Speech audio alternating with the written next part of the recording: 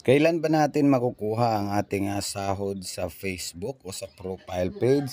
Ayan po, so ituturo ko sa inyo for today's video. Ayan, pindutin lang natin yung ating dashboard, tapos dito sa my overview, ayan, pindutin natin itong transaksyon.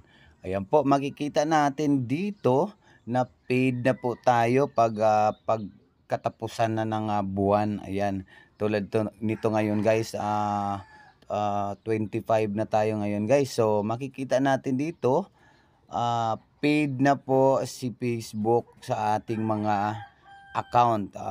Iisa lang yan guys, Facebook page at Facebook profile. Ayun, ito dalawa sa akin, page at profile. Ito HPTV page at Ronan Lano Alipi na profile. So iisang sahuran lang yan. Ayan, makikita natin dito meron na tayong $134.58. Tapos nakalagay na dito ay paid na po nung October 24, 2024. Ayan, so paid na siya. So ibig sabihin, hihintay na lang natin na mapunta sa ating bank account. So kailan naman mapupunta sa ating bank account? Pindutin uli natin itong ating dashboard. Punta tayo dito sa earnings, tapos pindutin itong see all. Ayan, see all, transaction. Tapos tignan natin itong mga payouts dito, yung paid na. Ayan, halimbawa na lang itong pindutin natin itong ating bank account. Ayan po. So meron na pong 139.43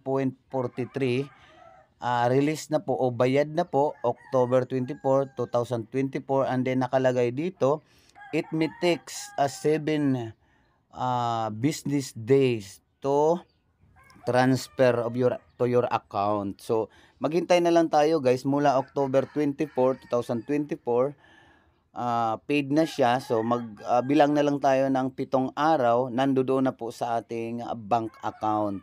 Ayan, so dalawa po itong aking earnings. Meron po akong earnings na paid on September 23 at yung isa September 24 na 168. Tapos dito 138. So i-times nyo na lang po. Yan po.